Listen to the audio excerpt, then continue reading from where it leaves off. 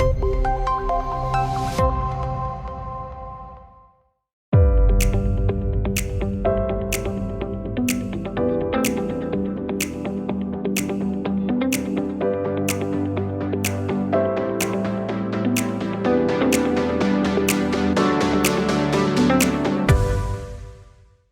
I'm Father David. Anger, sadness, confusion, these are some of the words that go with the word racism. And we have seen it in our country and throughout our world in a variety of ways. Oftentimes, though, none feel it more than the Black community in the United States.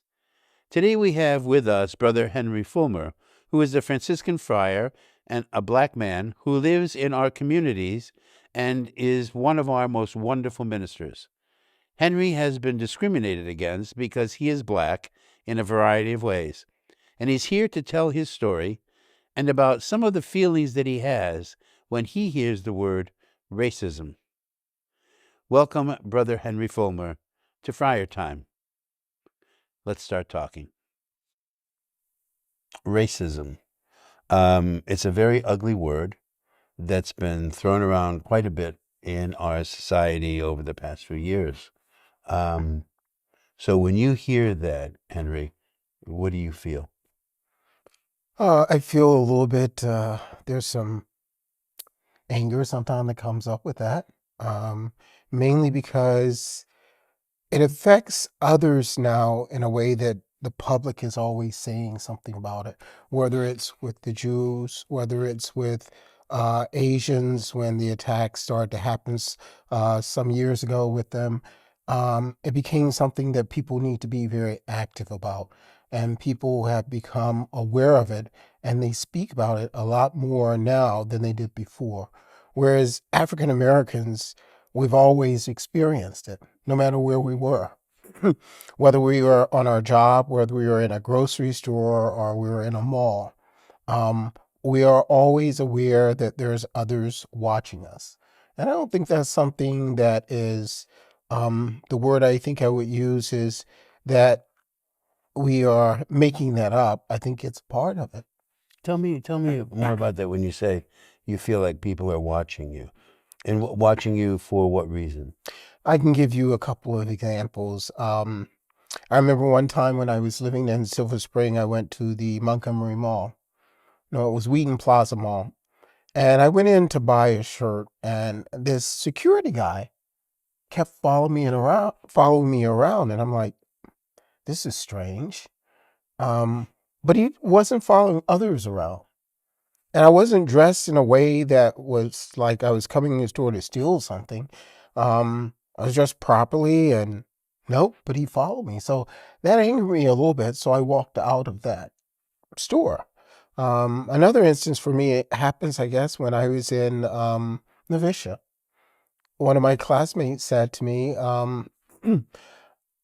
I work with someone at the hospital that's Black, and they eat all this other food. You don't eat that type of food.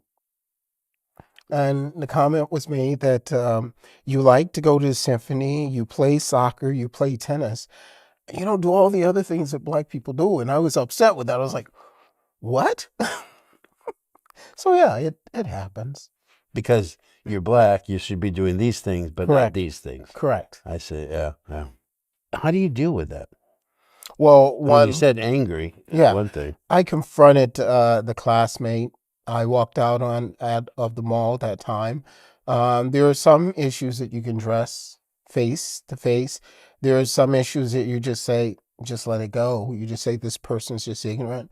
I don't know if I'm going to ever be able to get my point across to this person. So you just take it and you just go. It's a lived experience. And I guess once you've lived it all of your life, it's like it starts to rub off. It's like water on a duck's back. You just learn how to ignore ignorance, move past it. And you still hope for something better, that change will come. But that must be very hurtful. It is hurtful. It's very hurtful. But there's nothing you can do about it. People have been, I don't think people raise people intentionally to be racist, but it's just a matter of where you live, what side of towns you live on, where you go to school at. All those things can add up and make a difference in people's lives. Like my grandparents, I one of the old saying is my grandparents lived on the other side of the tracks, and there literally was a track that separated the black community from the white community. Um, but we went to the same schools, but it was a black neighborhood, white neighborhood, and stuff like that, which was strange. But yet you knew where your section of town was and who was there. And when you went to the other section of town, it was totally different. Um, you knew you had to be a little more careful with things. Because they didn't want you there, or you didn't want to be there? I think more that they were nervous about us being on in their territory or feeling uncomfortable. All the things that go with racism that people sometimes take on, and they say that, oh, you guys do this. Like example being, you guys eat mustard greens. Well, I don't like mustard greens, but those are all these things that people have. These That they, generalizations. correct. Have you been discriminated against? Well, I think you just gave us one example. Yes, I have. I have been. And so, when it's happening, what's the feeling? Anger, in the sense that you would think with after slavery being free, Martin Luther King and others, that the world and society will change its attitudes and behaviors about what they think, generalizations about blacks, whites, Asian, Jewish, but it doesn't. It seems like somehow that still stays around. It lingers. And you only need one or two people to start something before it comes back.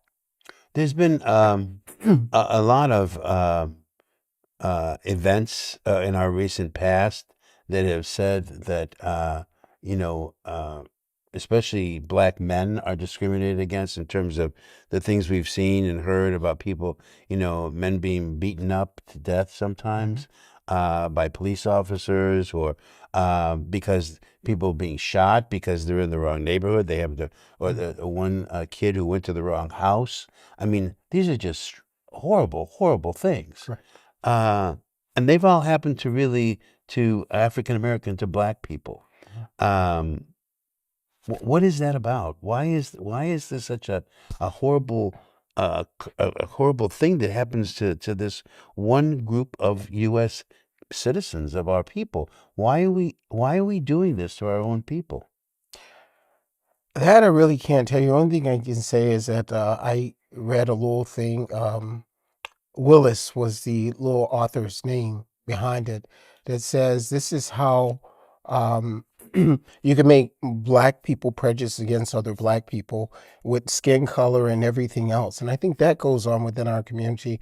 But I also think there's something deeper to all of this, is that now mothers and fathers have to teach their sons, their male black sons, um, that when they're stopped by an officer, what to do. No reaction. Put your hand on steering column. That's it. Or if they see you in the mall or whatever, you make sure, yes, officer. You be polite. I think they have to train their kids this day and time, where I didn't have that. But this day and time, I think parents are much more aware that they have to teach their kids that if it's involving a police officer, anybody of that sort, or have that type of authority, that you be very polite. You don't want to say or react in a way that's going to put your life in jeopardy. And this is something that you have to live with every day. Correct. Yeah. Are you afraid to drive in a car? I have driven. I remember when St. Camilla's come back and I was telling Larry Hayes, we talked about that I was pulled over, and I was pulled over for no reason. But I was pulled over and the officer asked for my license, registration. Found out I was a friar, and that was pretty much it, and let me go. But it's like, well, I wasn't going to question him because it was the officer myself. But yeah, that's difficult. And besides the anger, what's the other feeling that comes in? I think hurt, sadness, that I think we've come far, but not far enough with race relationships. You would think in our world and society now that people will be a little more open to nationalities, different cultures, and everything else. And you're coming to find out people are not open. People have that fear about other people. Do you think that's what it is fear? I think it is. Yeah. What is it that others fear? I was just recently in a class, and one of the teachers said something to me. She says, "You know what? I was leaving my home and I was going to the bank, and she says I noticed behind me there was this big black guy that was walking." And she uses an example to teach her something about something that was deep inside of her. And she says, I clenched my purse and I kept looking behind. And when I made a right, he made a right. And I was going to the bank. And she says, as soon as I got to the teller, I was really afraid that I was going to be robbed. And she says, the guy just walked straight past me. And she said, I had to think about it. What was going on inside of me that made me fearful? And I think, it's, as I said, the generalization, the stories that people have heard in the past stick with people. They're not void once those things are in the air about, a big black man behind you and you're white or whatever. Be very careful. Or if you break down a black neighborhood, call the police, do whatever, stay in your car because you don't want the black guy or something. So I think there's stigma that's been placed on us. Henry, there are not very many black friars in the United States. Why do you think that is, and how do you feel about that? I'm saddened by it. I don't think that the church has fully engaged in recruiting black vocations. I think the black vocations that come is probably because a friar or a pastor approached someone that was of African American descent, spoke to them, but otherwise they wouldn't think about it. Because it's like there is no one else that represents me in the group. Right. I'm going to be the only one. I may be one out of three or one out of, now we have a large province. I think we may be, of African Americans, I think we may be 7 out of 600 and something. And we're not in the same geographical locations. We're all different ages. So it does make an impact on you as a friar or as a person that will want to come to religious life. Am I going to be able to identify with anybody else of my race or not? And if you have to make that decision, because if you know you're going to do this and you're going to be alone, you have to deal with the issues inside of yourself, and you have to be accepting of your brothers that you live with, because many people have not lived with a black friar because we don't have that many. I think it does make an impact, and I think some racism may still happen because people never lived with a person of another color. Now, you've ministered to the black community. I have. What was that like? As a black friar, what was that like to be a minister to your black community? Oh, I enjoyed the ministry within the black community. The people were very happy. They were very welcoming of me. And also they challenged me. And the reason they challenged me is because, you may be the only black. When I was in the parish in South Carolina, it was just 2 of us. So the people really gravitated towards us in that community because it's like, we don't get many black religious or black sisters. So they take the role of being a mother or sometime, a father or grandparent. They take you in and make sure that you stay on the straight and narrow, and they ask you questions. So it's good to feel wanted and needed within the black community. But I have chose myself to be more multicultural in the ministries that I have picked. And part of the reason is I didn't want to be labeled or stuck with that only ministry I can do is African American ministry. I like that integration that I have being in different communities. In your ministry to the black community, do you feel that part of your success was because you were one of them? Yes. Yeah. So that somebody who was white to minister to them would have a little more difficulty with that. Yeah, I think so, because many of our parishes are predominantly white, the ones that I have been in, other than the African American parishes that we've had. I think it's people getting used to who you are as a Black person. Example being, when I was in Florida, um, I was with the Racial Action Committee, and one of the parishioners said to me, I spoke and I said, sometime people come out of church and they gravitate toward my brothers and they don't come toward me. And out of her mouth, she says, well, I never considered you Black. She said, I never seen you as Black. And I said, so how do you see me? Because I am Black. And she had nothing to say about it. It's like, you don't get it, do you? That's what I said to her. And I mean, you don't get it. It's like, this is who I am. This is what I bring to ministry and to the friars, my own uniqueness as an African American male. And for someone not to recognize me as a Black male, religious, was very telling. So she kind of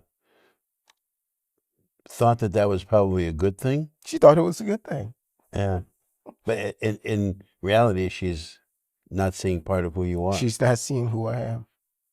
She sees me as a friar, not as a African American friar. Is there anything else that you'd want to talk about in terms of this racism?